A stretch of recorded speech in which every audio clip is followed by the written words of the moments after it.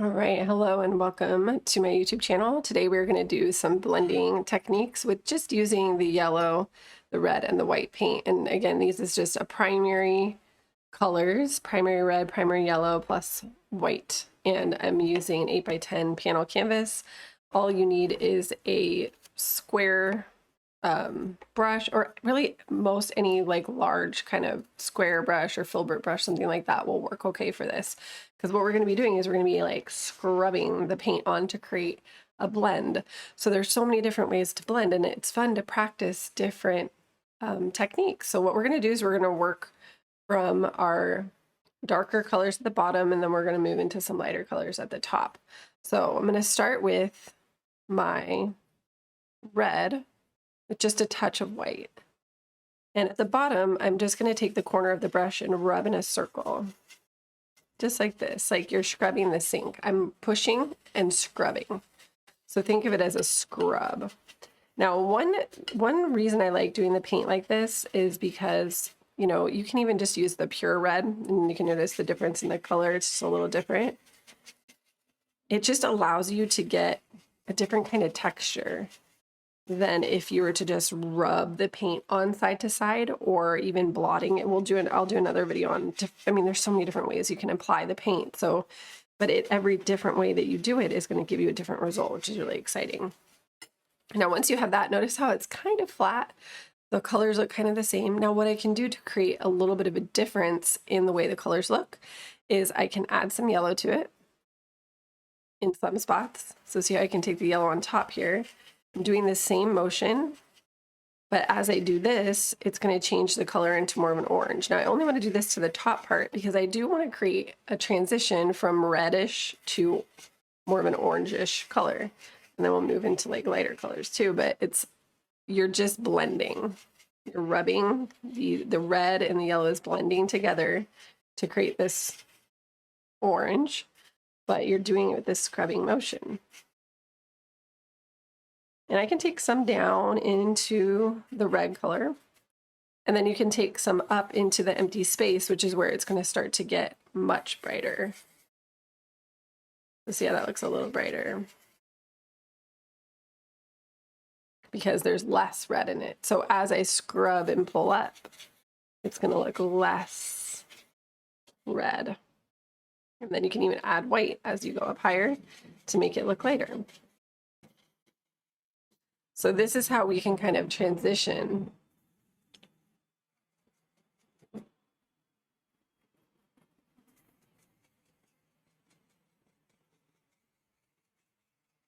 Now we want to introduce the white throughout too to create some different looks, but notice how that looks really fun because we went from that pink to the orange to the darker orange, or like dark yellow, light orange, and then into the lighter yellow. It's so much fun. But another color you can create with these three colors is going to be more of a pink color. So maybe I want to take the white and the yellow and a little bit of red as well to make a peach color. So this color can dance within this scene. So maybe I want to take some of that over here on top of the yellow. We're still blending, but we're just changing the shade a little bit over here to create a different look. We're giving it more of a peach vibe. And you can also just use your red and white to do more of a pink. And you can layer all these colors next to each other, and it creates a really fun blending look. I love it. This is one of my favorite ways to put a background on the canvas. I don't know why. I just adore it. I think it's so fun. I'm not using a ton of paint. The more paint you use, the harder it is to get your colors to change because you have so much paint that it just kind of all sloshes together. But if you just add little bits at a time, it's really easy to do. Now, if you want to change something dramatically as you go, clean your brush and dry it off. I'm not using a ton of water here for this type of blending either, because as you notice, I didn't put water on the canvas. I didn't add water to my paint. I just put it directly on the canvas because it allows the paint to just do something a little different when you blend it without using a lot of water. So that's just one thing to consider. But notice how I can come in with a clean and dry brush and I can just get the pure red. And then I can take that on top of my first layer in some spots and just make some parts look more vivid red. And then I usually would leave some kind of thick and bright red and then blend out some of the rest, but then you create some different shades down below. You could also do that with yellow. So this is how you can layer with these colors. Maybe I take some pure yellow on the other corner of my brush so I have a clean corner. And then I can take that in and do the same to create another shade with the yellow.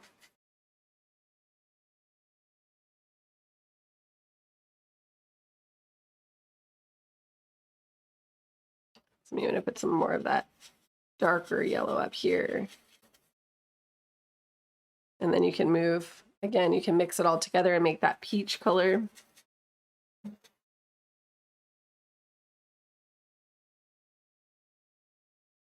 You put some more yellow over here.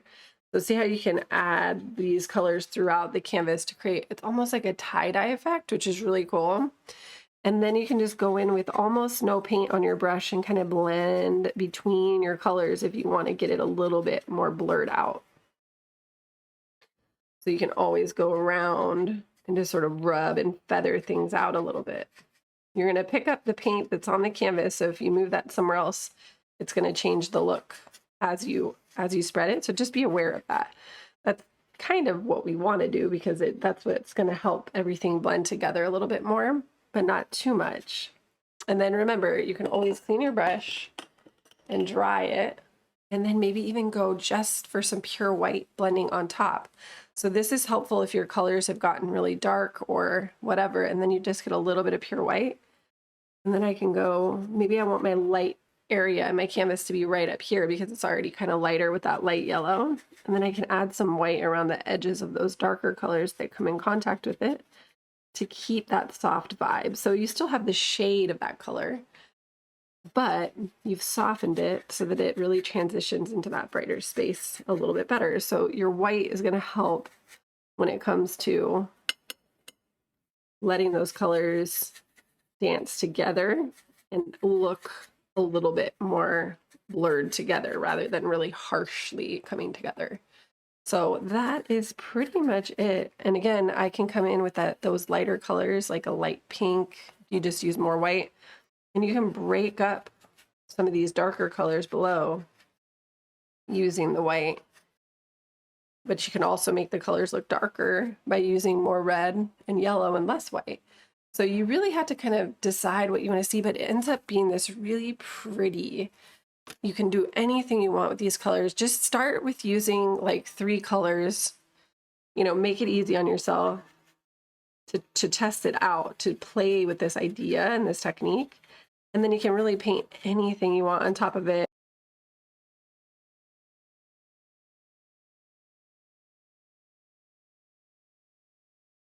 All right, now we're going to go ahead and add all of our colors on top. I'm going to use a square brush to add the next details. So it can be, you know, whatever size you want. I'm using, it's kind of the size of my pinky, so it's not too big. And then I'm going to go ahead and make some purple first. So I'm going to use blue and red to make purple. And this is going to be where I define our horizon line.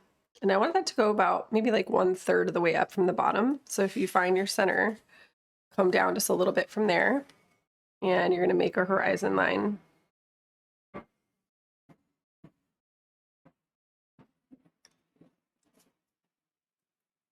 Now on the right side is where I want to put some palm trees. So I'm going to make a little bit of land, and I'm just going to go up from the horizon line a little bit and then pull over towards the center.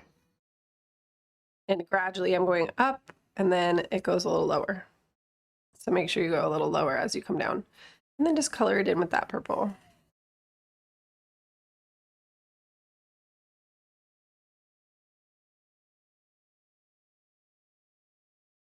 And then we're going to go ahead and place our palm trees.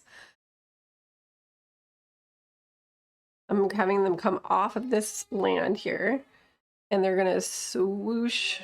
Like, let's put one kind of close to the edge, maybe just about an inch over. And it's going to swoosh in a little bit towards the center, and then it's going to go up, but don't go up too high. but you know, pretty close to the top. And then we'll do another one that comes a little closer towards the middle and it's like a little shorter. So don't go as high up. Now from there, when I make palm trees like this, I like to start with a T shape. So see, I can pull from this top center and then pull down and over a little bit. So it pulls across and then slightly down. And you always want your brush strokes to be thicker to thinner with this. So push a little harder at first and then release as you get to the tip. So it gets nice and pointy at the tip. And then you make a V. So pull 2 coming down from the center and then 2, or this is more like an arrow pointing up, like an upside down V. And then this is your V. So 2 coming up. And you can always have like extra, I put like maybe 1 coming straight up the middle. I would just say minimum 6, and then you can have extra smaller ones coming in between if you want. So those are optional, but try to get the minimum 6 where you make the T, 2 coming out the sides, 2 coming down, and then 2 going up. Same thing for this one.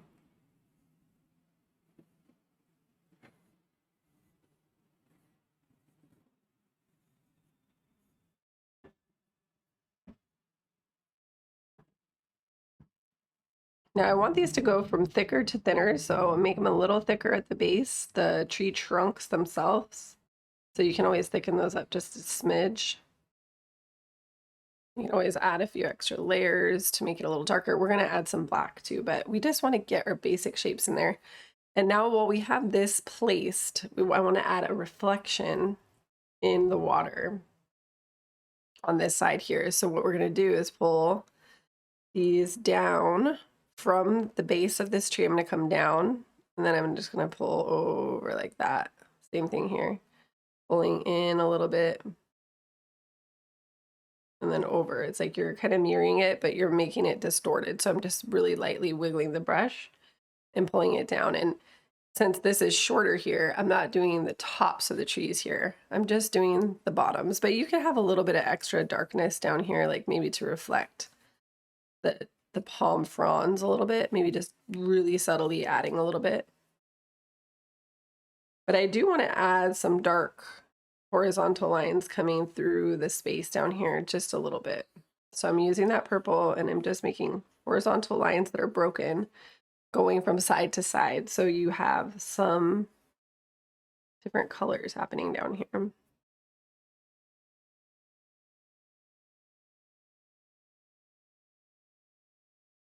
And you can add a little bit of a shadow underneath for the actual land itself. So I can pull the trees, but I also want to pull for the actual land too. Just a little bit of that purple down.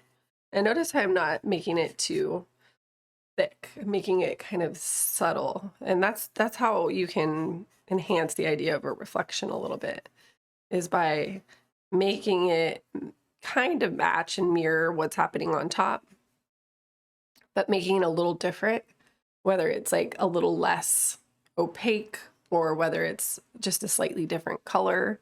All of those things are going to make it look a little different. Now I'm going to add fronds to this. So I'm still using purple and I'm going to go to these and start pulling from the center of those brush strokes down. And I'm pulling down because gravity is pulling down, but you can pull some that go up. So it's just a little flick of the corner of the brush. Let it be a little thicker at first and then thinner. And then the brush strokes can be a little longer at the top and a little shorter as you get to the tip of the frond skeleton, sort of. This is like just your base. So this right here is a base, and then from that you pull these little brush strokes off of that. And I'm still just using purple, and they can be really loose. Remember, every palm frond is different. I'm just using the corner. You can even use the full width to create almost a dry brushing, really subtle, or you can just do each individual one with the corner. So sometimes I like to use the full width of the brush, just kind of pulling like that, and that will give you a different effect. But it kind of depends on your brush too. So see what brush strokes happen when you use your brush, because your brush is going to be a little different than my brush. And remember, palm trees are different. Like they're not going to be perfect. So let some of those brush strokes go a little crazy. They could be different from one another. And I'm just going to do that to both.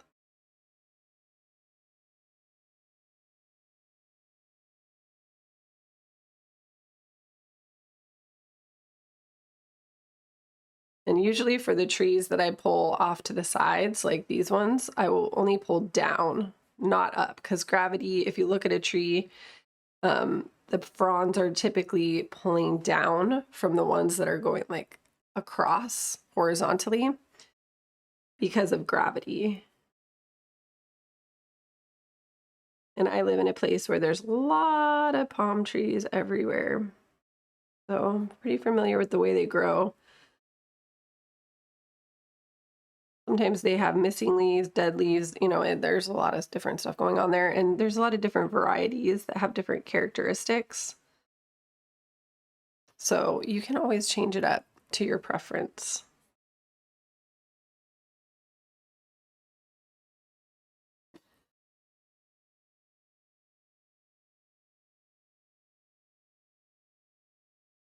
And it's pretty transparent right now, but we'll add some black to make it look a little more intense.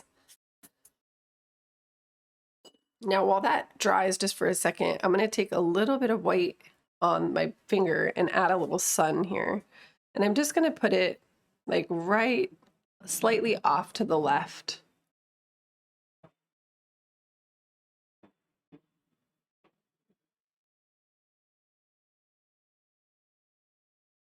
And I like to just take it on my finger and then smudge it in. Rub in a circle until it's as big as you want. Now I have a little sun. Now I'm going to clean that brush that I was using. Use the same brush.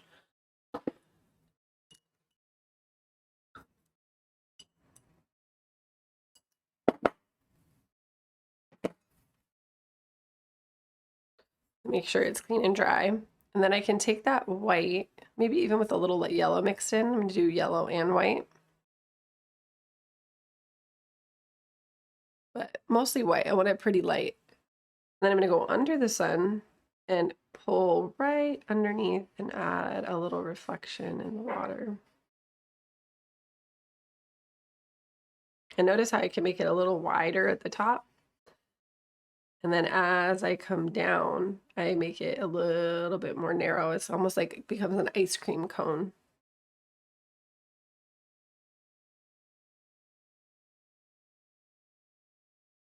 And I can paint over that purple horizon just to make it really bright in that spot as it comes down.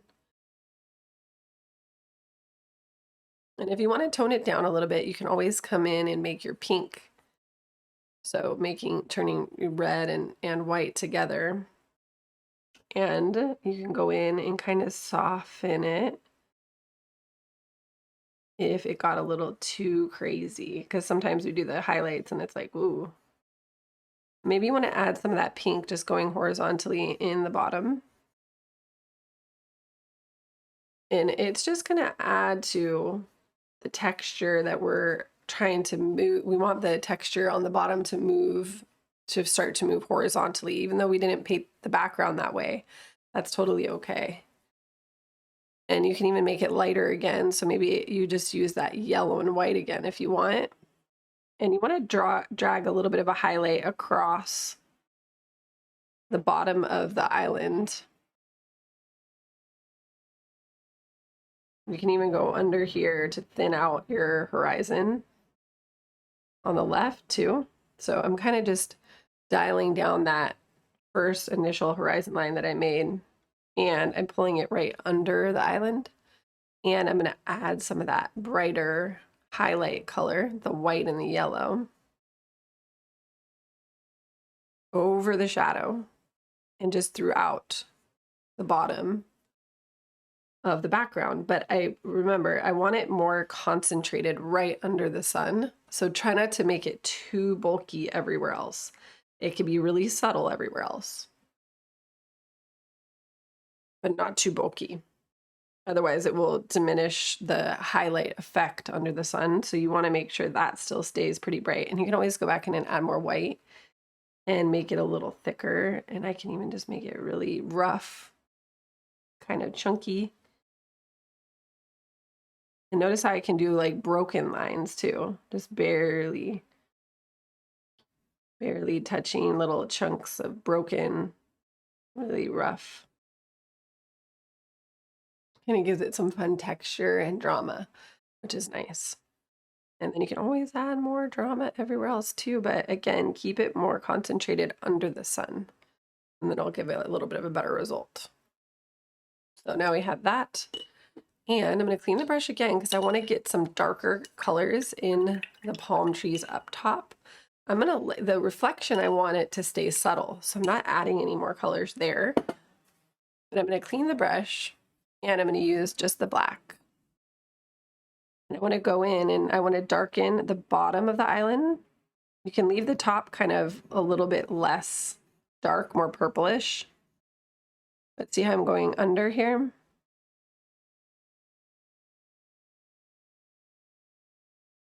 And just getting the bottom side a little bit and darkening it up. So see now it's like a little bit darker. And then I want to darken the right side of the palm tree trunks. So I'm just taking the brush and going along the right side to make it darker on the right. You can even kind of brush a little bit over if you need to get it a little thicker in some spots. And then maybe I want to add like little dabs to the center to make it a little darker in the middle. So if I could just dab, maybe these are like coconuts, little circle dabs, but I'm making it really abstract, so don't get too detailed there. And then you can re-enhance the centers of the palm fronds, those skeleton marks that we made at first to build our fronds off of, with the black. And then you can add some black to the palms fronds themselves, but try not to cover over everything you've done. I'm just adding a light touch of black across to give it more contrast, because initially it's kind of light. And then again, just do this. Takes time for you to find what works for you. And every brush is going to yield a slightly different result. And every just day, the day is like every day I make palm trees. I don't make them every day, but every time I make them, they're a little different. They evolve.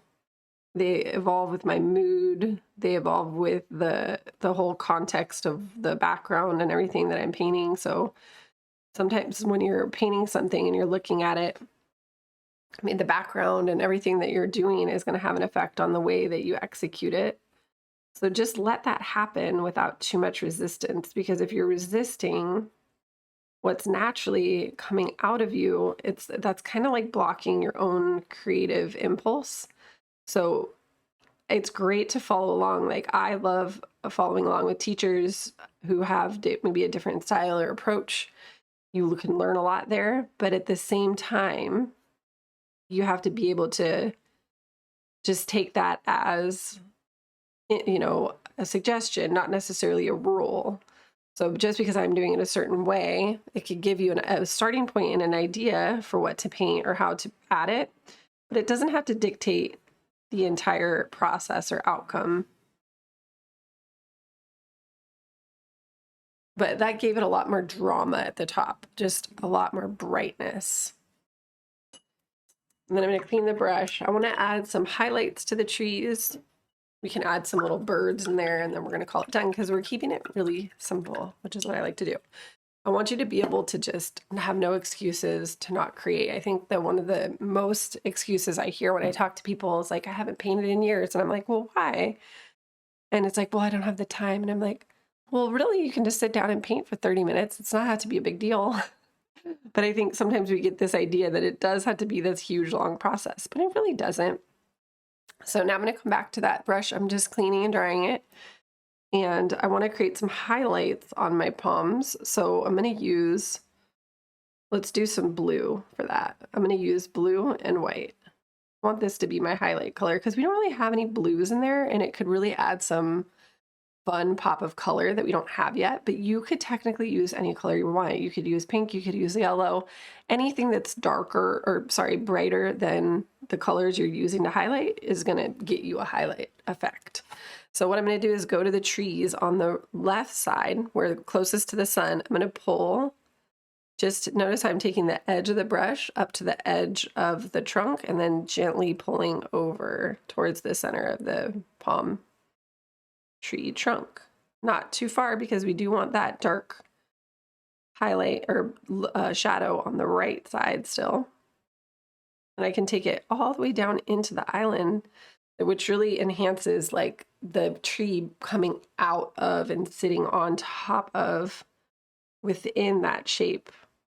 A little bit more interesting looking. And then you can highlight some of those fronds where they're the closest to the sun. So maybe just a little bit on the left side of the trees. Not too much. It should be subtle.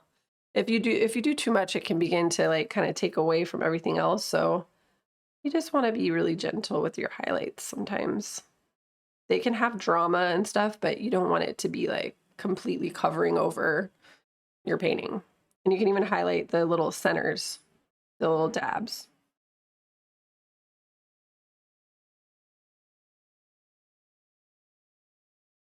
And you can even take some of that blue into the water. Just little horizontal brush strokes coming down. I'm not going to put it in the middle. Just going to put it around. And it's kind of fun to add that little pop of color to make it kind of funky. You don't have to do that, but it's sometimes fun to play with like these colors that maybe don't look super natural, but they have a fun flair to them. And you can highlight the top of your land a little bit with that blue. So I would just come to the top part and just put a tiny bit of blue towards the top, and you can go in between the trees. I wouldn't go below the trees because you'd want that to be more dark under the trees.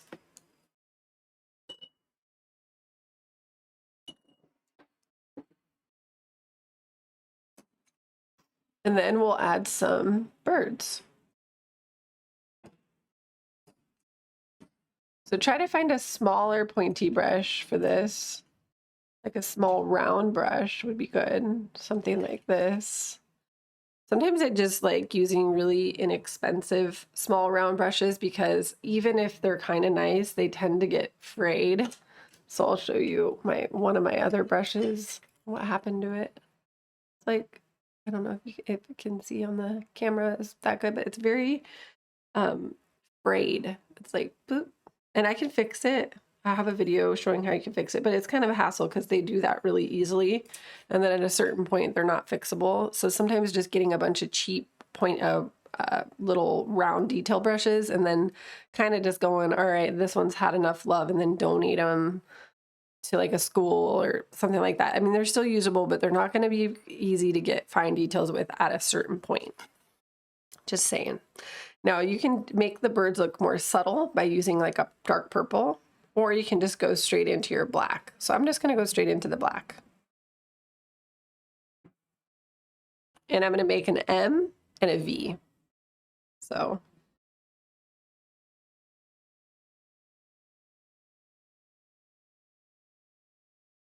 and then you have a couple little birds. Now you can make it like a flock of seagulls, or you could just do a couple little lovebirds, whatever you want to do at this point, and then we're going to call it done. So you have some fun with the highlighting, creating a fun little sunset on top of this really kind of smudge and scrub effect background, which I love working with these backgrounds. It adds a really pretty touch to it and almost like watercolor. So I super love painting that, especially when you're using the water element in your painting. We're at the beach with the water, so it kind of gives it that water element vibe. So I hope you have fun. Make sure to leave a comment, let me know if you enjoyed it, if you want to paint, what other kinds of stuff you want to paint for our fun little 30-minute sessions. And I hope you have a beautiful rest of your day. Bye.